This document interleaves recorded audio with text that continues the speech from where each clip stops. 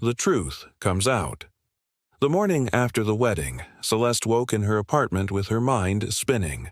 She'd barely slept, replaying every moment with Damien, every revelation.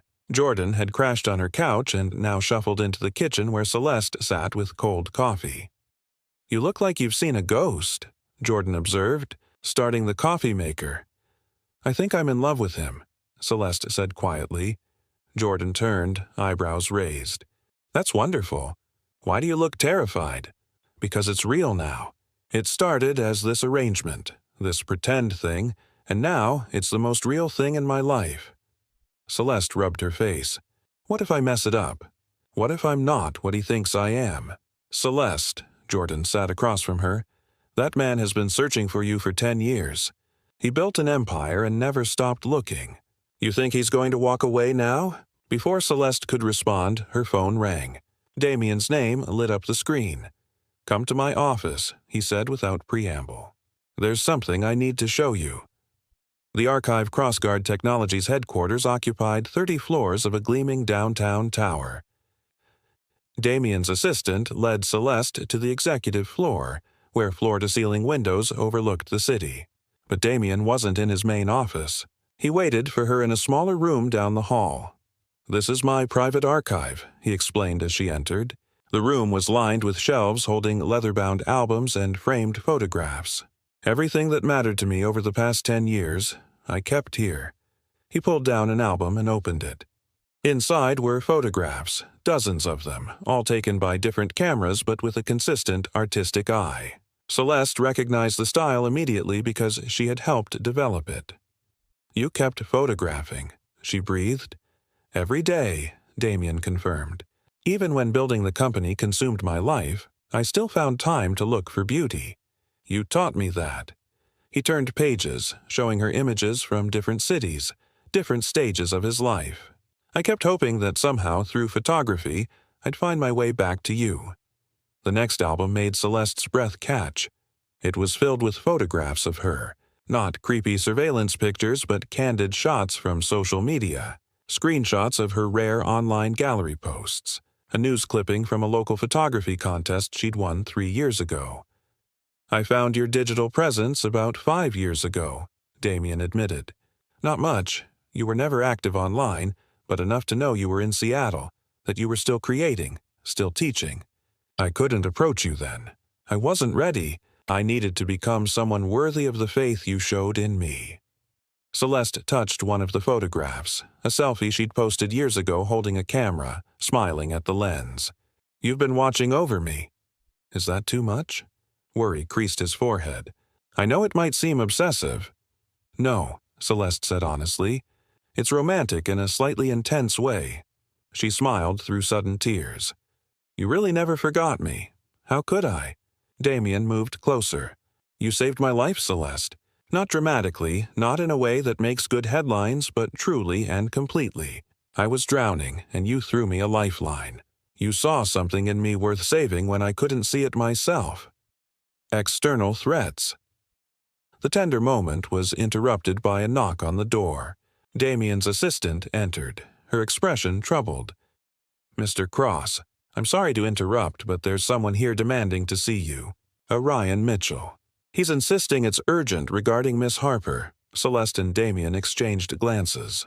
"Send him to my main office," Damien said tersely.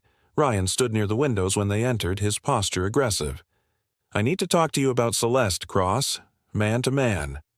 "I'm right here, Ryan," Celeste said coldly. "Say whatever you need to say." Ryan's jaw tightened. "Fine, this whole thing with you two, it's fake, right? Some kind of arrangement? Because Celeste, I know you. You're not the type to land a billionaire. You're too ordinary for that."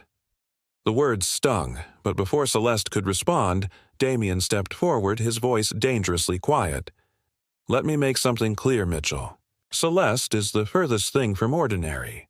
She's extraordinary in ways you never had the intelligence or depth to recognize." His eyes blazed. 10 years ago, she changed my entire life with her kindness and vision. She's the reason I became successful, the reason I never stopped believing in possibility. So no, this isn't fake. This is the most real thing in my life," Ryan scoffed. You expect me to believe that? She's using you, Cross, that's what she does. She finds vulnerable people and makes them dependent on her so she can feel important. Get out, Damien said, his voice ice. You're making a mistake, Ryan insisted. I'm trying to help you. No, Celeste spoke up, finding her voice. You're trying to convince yourself that leaving me was the right choice. You told me I was too much of a dreamer, that I'd never amount to anything because I cared more about art than stability. You made me feel small and foolish for wanting something more than a conventional life. She stepped closer to Ryan, years of hurt transforming into clarity. But Damien didn't just accept my dreams. He built his life on the same principle I taught him, that beauty and meaning matter more than safety and convention. We understand each other because we value the same things. That's not manipulation, Ryan. That's genuine connection, something you and I never had. Ryan's expression twisted with anger and something that might have been regret. You'll regret this, both of you. Security will escort you out, Damien said flatly. If you contact either of us again, I'll pursue legal action for harassment. As Ryan left, escorted by 2 security officers, Celeste felt something release in her chest. She'd spent 2 years afraid of facing him, worried about his judgment. Now she realized his opinion held no power over her anymore. Choosing forever. That evening, Damien took Celeste to the Seattle waterfront. They walked along the pier as the sun set, painting the sky in shades of amber and rose. I have something for you, Damien said, pulling a small wrapped package from his jacket. Inside was an old camera, vintage and lovingly maintained. Celeste recognized it immediately with shock. The memory flooded back completely now. She had handed over her prized possession to this angry, hurting teenager. Her supervisor had thought she was crazy, but Celeste had seen something in his eyes, a spark of curiosity buried beneath the pain. You came back the next week with the camera and a memory card full of photographs, Celeste continued, the story unfolding between them like a revelation. Pictures of light breaking through clouds, rain on windows, a stray cat sleeping in a doorway. They were beautiful and heartbreaking and full of hope. You told me I had a gift. Damien's voice was rough with emotion. You said that anyone who could find that much beauty in darkness would be okay, that I just needed to keep looking for the light. I remember, Celeste breathed. I remember you. They had stopped dancing, standing motionless in the middle of the moving crowd. Other couples swirled around them, but Celeste and Damien existed in their own bubble of shared history. What happened after that summer? Celeste asked. You stopped coming to the center. My uncle moved us to California for his job. I tried to find you before we left, to thank you properly, but you'd already gone to college. Damien's hands tightened slightly on her waist. But I kept what you taught me. I started looking for light in darkness. I focused on school, on building something meaningful. Every time I wanted to give up, I remembered what you said. That's why you recognized me at the gallery, Celeste realized. You've been looking for me. For 10 years, Damien admitted. I hired investigators, checked social media, went to photography exhibitions hoping to find your work. Then you literally ran into me and spilled water on my shirt, and I couldn't believe it was really you. Celeste felt tears prick her eyes. Why didn't you tell me immediately? Because I wanted you to see who I became, not who I was. His gray eyes searched hers desperately. That angry, broken kid didn't deserve your attention, but maybe the man I built myself into does. Complications arise. Before Celeste could respond, a familiar voice interrupted. Celeste? Is that really you? Ryan approached with his fiancée Amanda clinging to his arm.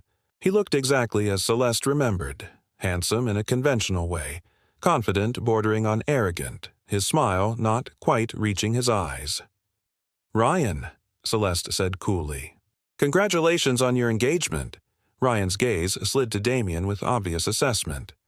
And you are? Damien Cross. Damien's tone was polite but carried an edge that made Ryan straighten slightly. The Damien Cross? Ryan's eyes widened. Crossguard Technologies? That's correct. Amanda looked between them with poorly concealed interest. "How do you two know each other?" "We're together," Celeste said firmly, surprising herself with the conviction in her voice. Ryan's expression shifted to something almost like regret. "Really? That's great, Celeste. I always knew you'd figure things out eventually." The condescension in his tone made Celeste's jaw clench, but Damien spoke before she could respond. "Actually, Celeste has always had things figured out. She's one of the most talented photographers I've encountered, and she has a gift for seeing potential in people others overlook." His voice carried quiet intensity. "I'd say I'm the one who got lucky in this arrangement." Ryan's smile became strained. "Well, it's good to see you doing well." As Ryan and Amanda walked away, Celeste turned to Damien. "You didn't have to do that." "Yes, I did." Damien's eyes were fierce.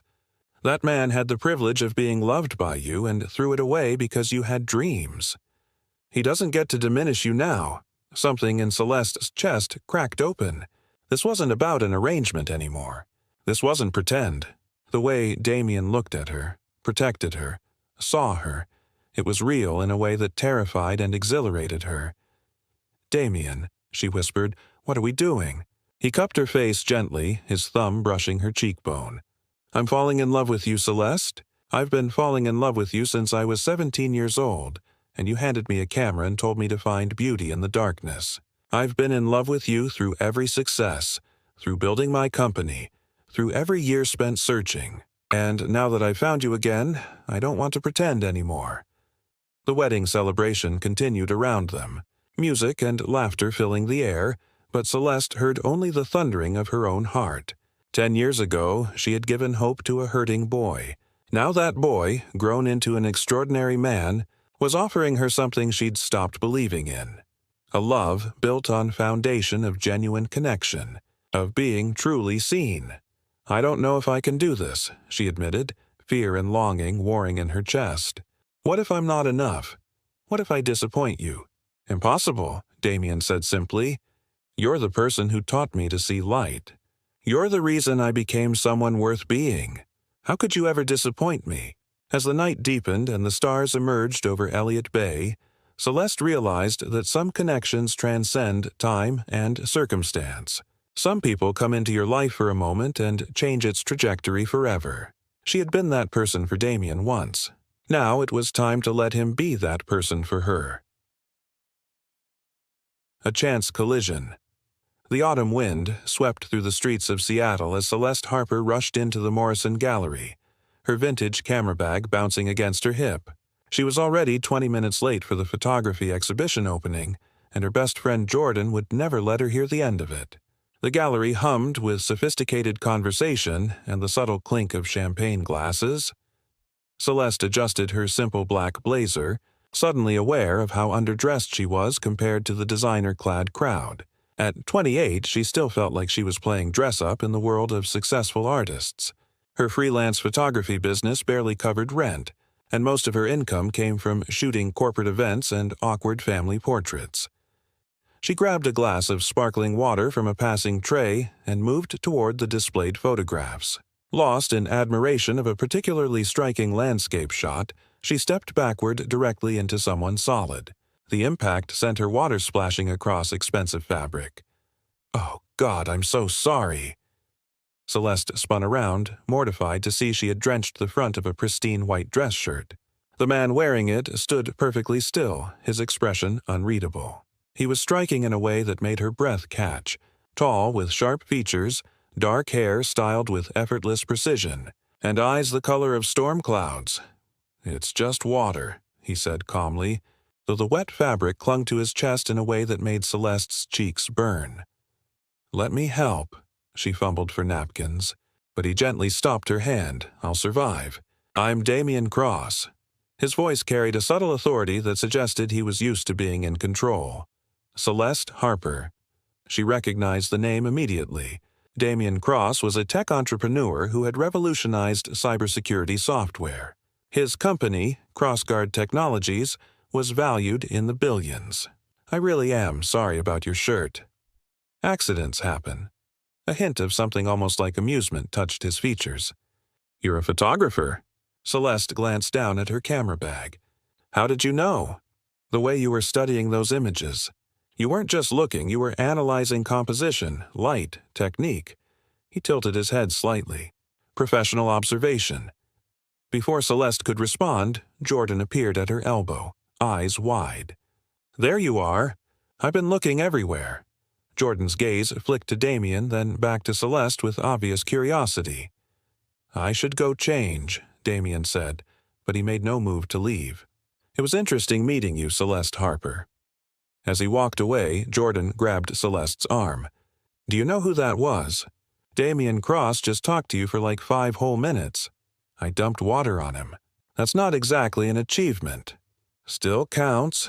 Jordan grinned, then her expression shifted to concern. Speaking of achievements, have you decided what you're doing about your sister's wedding? Celeste groaned. Don't remind me. The wedding dilemma. 3 days later, Celeste sat in her cramped studio apartment staring at the embossed wedding invitation propped against her laptop. Her younger sister Victoria was marrying into one of Seattle's wealthiest families, and the event would be a showcase of everything Celeste was not. Successful, settled, impressive. Their mother had already called twice this week with thinly veiled hints about Celeste's single status. Victoria is so happy. Don't you want that for yourself? The implication was clear. At 28, Celeste should have her life together like her 25-year-old sister apparently did. The worst part was that her ex-boyfriend Ryan would be there as a groomsman. Ryan, who had left her 2 years ago because she was too focused on impossible dreams and not realistic about the future. Ryan, who was now engaged to a corporate lawyer and would undoubtedly pity her. Celeste's phone buzzed. An unknown number, Miss Harper? This is James, calling on behalf of Damien Cross. Mr. Cross would like to invite you to coffee tomorrow afternoon if you're available. Celeste blinked at her phone. I'm sorry, what? Mr. Cross enjoyed meeting you at the gallery and would appreciate the opportunity to speak with you further. Are you free at 2 o'clock? Still confused but intrigued, Celeste agreed. An unusual proposal. The coffee shop Damien had chosen was quiet and upscale, tucked away from the main street. He arrived exactly on time, now wearing a navy sweater that made his gray eyes even more intense. He had changed from the corporate titan she had met at the gallery into someone almost approachable. Thank you for meeting me, Damien said as they settled into a corner booth. I have an unusual request. Celeste raised an eyebrow. This should be interesting. I need someone to accompany me to several social events over the next month. Business dinners, a charity gala, some networking functions. He spoke matter-of-factly, as if discussing a business transaction. I'd like to hire you for your time. You want to hire me as your date? Celeste couldn't hide her surprise. As my companion for professional events, Damien corrected. You'd be compensated for your time, of course. Quite generously. Why me? You could have anyone. Something flickered in his expression. Let's just say I prefer authenticity over performance. You're genuine, Celeste. That's rare in my world. Celeste studied him, trying to understand the angle. Men like Damien Cross didn't randomly invite struggling photographers to be their paid companions without reason. But then again, she needed money, and she had that wedding looming. I have a counteroffer, she said slowly. I'll go to your events if you come with me to my sister's wedding. No payment necessary. Just mutual help. Damien's eyes sharpened with interest. Why do you need a date? Same reason you probably need a companion, Celeste said honestly. To avoid questions, to appear settled, to make things easier. Deal. Damien extended his hand across the table. As Celeste shook it, she felt the warmth of his grip and noticed something strange. For just a moment, his expression shifted to something almost wistful, like recognition or memory. Have we met before? She asked impulsively. Besides the gallery, I mean. Damien's face became carefully neutral. I don't think so. Why do you ask? Nothing. Just a feeling. But as they discussed the logistics of their arrangement, Celeste couldn't shake the sensation that Damien Cross knew more about her than a random gallery encounter would explain. There was intention in his eyes, purpose in his offer that went beyond simple convenience. She just had no idea how deep that connection truly ran. The wedding day. Arrives. 2 weeks had passed since Celeste agreed to the arrangement with Damien. In that time, they had attended 3 events together.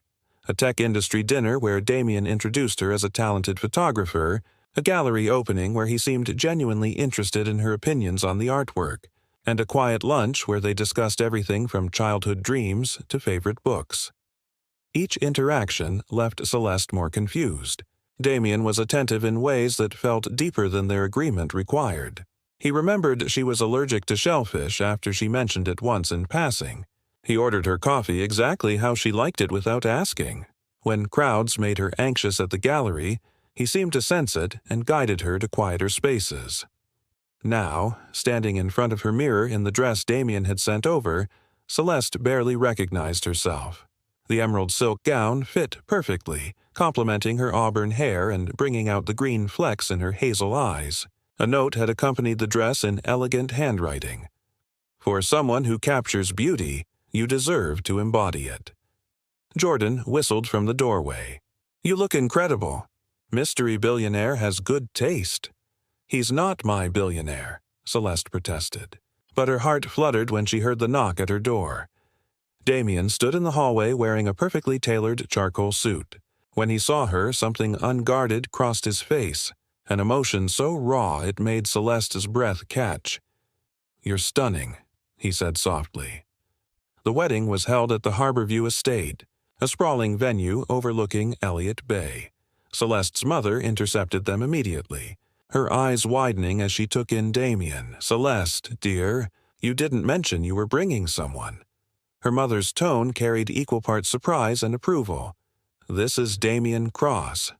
Damien, my mother, Patricia Harper. Mrs. Harper, your daughter speaks very highly of you. Damien's charm was effortless, and Celeste watched her mother practically melt. As they moved through the reception, Celeste noticed the whispers following them. Her relatives who usually dismissed her were suddenly interested in conversations. Her sister Victoria pulled her aside, eyes sparkling with curiosity. Damien Cross? Celeste, how did you even meet him? It's complicated, Celeste hedged. He can't take his eyes off you, Victoria observed. That's not complicated. That's smitten, unsettling familiarity.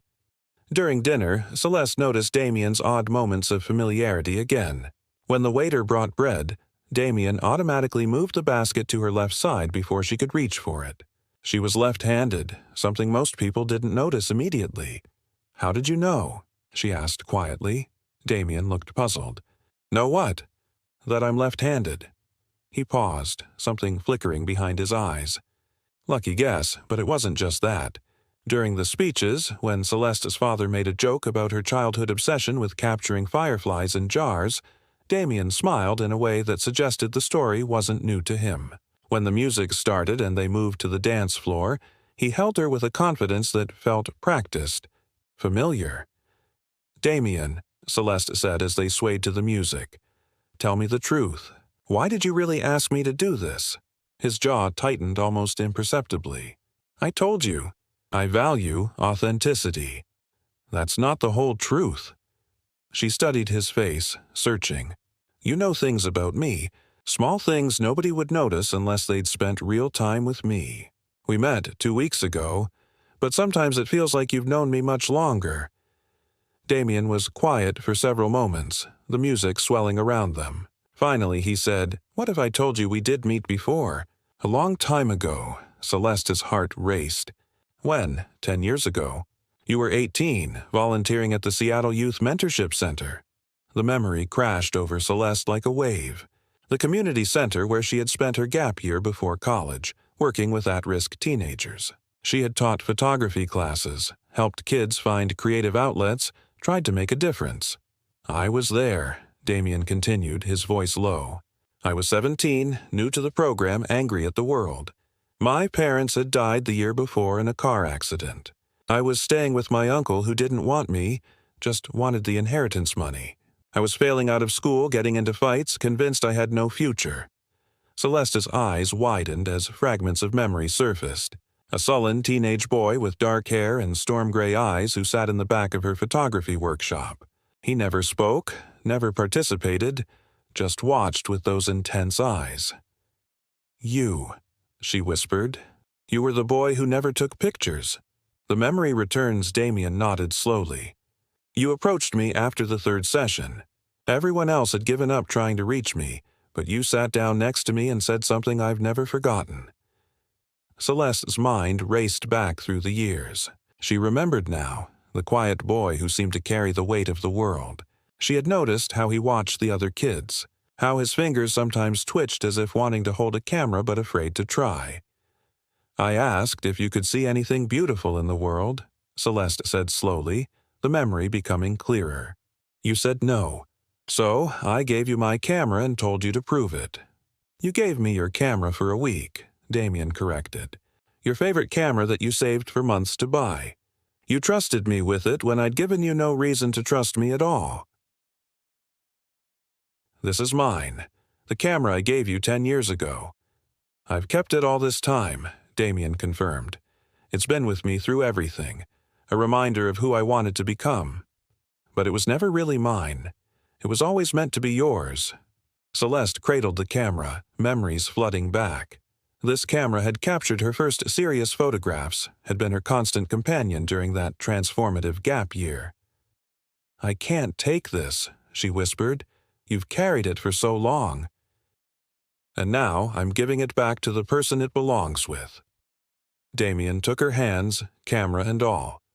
"Celeste, I don't want an arrangement anymore. I don't want pretend dates or convenient companionship. I want you, truly and completely. I want late nights talking about art and early mornings drinking coffee together. I want to support your dreams and build new ones with you. I want forever." Tears streamed down Celeste's face. "I'm scared. What if I'm not ready? What if I can't be what you need?" "You already are," Damien said simply. "You've always been exactly what I needed. Someone who sees possibility in people. Someone who believes in beauty, even in darkness. Someone brave enough to hand her most precious possession to a stranger because she trusted there was something good underneath." He kissed her then, soft and deep, tasting of promise and patience. When they pulled apart, the stars were emerging overhead, pinpricks of light against the darkening sky. "I love you," Celeste said, the words feeling both terrifying and liberating. "I think I've been falling in love with you since you walked back into my life, maybe even since that summer 10 years ago when I saw how you looked at the world through a lens." "I love you too," Damien replied.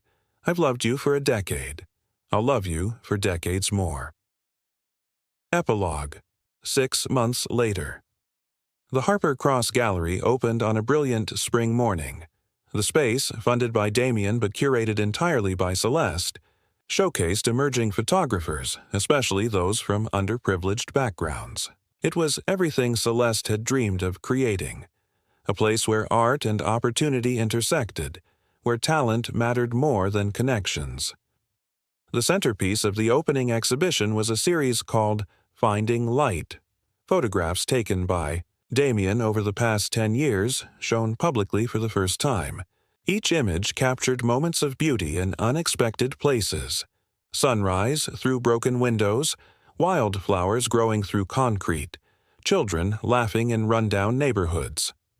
Next to Damien's work hung Celeste's new series, The Boy Who Saw Beauty, portraits of young people from the Seattle Youth Mentorship Center, each one captured with the same care and belief Celeste had shown Damien years ago. Damien stood beside her as guests filled the gallery, his arm around her waist. On her left hand, an engagement ring caught the light, simple and perfect like everything between them. "We did it," Celeste whispered, looking around at the crowded space, at the art covering the walls, at the young photographers networking nervously with established artists. "You did it," Damien corrected. "I just provided resources. You provided the vision." "We make a good team," Celeste amended. Jordan appeared with champagne, grinning widely. "Speech time, you two. Everyone's waiting." Celeste took the microphone, her initial nervousness fading as she looked out at the crowd. She saw her family, beaming with pride. She saw former students from her teaching days. She saw young people who reminded her of the boy Damien had been, hungry for someone to believe in them. 10 years ago, I learned something important, Celeste began. I learned that sometimes the smallest acts of faith can change everything. Seeing potential in someone, offering encouragement, believing in beauty when the world looks dark. These aren't small things. They're revolutionary acts. Her eyes found Damien's. This gallery exists because someone taught me that lesson, and then years later showed me what happens when that faith is nurtured. Damien and I built this space for everyone who needs someone to believe in them, for every artist who's been told they're not good enough, for every dreamer who's been called unrealistic. She raised her glass. To finding light in darkness, to second chances, to love that waits patiently and returns multiplied, and to everyone in this room who's brave enough to create something beautiful. The crowd erupted in applause. Damien pulled Celeste close, kissing her temple as cameras flashed around them. They had come full circle, from a scared teenage boy and an optimistic volunteer to partners building something meaningful together. Later that night, after the crowds had gone and the gallery lights were dimmed, Celeste and Damien stood alone among the photographs. "Do you ever wonder what would have happened if I hadn't spilled that water on you?" Celeste asked. "I would have found another way," Damien said with certainty. "I've been finding my way back to you for 10 years. A little water wasn't going to stop me." Celeste laughed, the sound echoing in the empty gallery. She thought about the scared girl she'd been at the wedding, worried about appearing successful. She thought about the broken boy Damien had been, convinced he had no future. And she marveled at how sometimes the best love stories aren't about grand gestures or love at first sight. Sometimes the best love stories are about patience and growth, about becoming people worthy of each other, about recognizing that true connection transcends time and circumstance. As they locked up the gallery and walked into the Seattle night, hand in hand, Celeste knew with absolute certainty that some people are meant to find each other. Not once, but twice. Not easily, but worth every year of searching. Their story wasn't about rescue. It was about recognition, about two souls who saw the best in each other and spent a decade becoming worthy of that vision. It was about finding light in darkness and choosing always to believe in beauty. The end.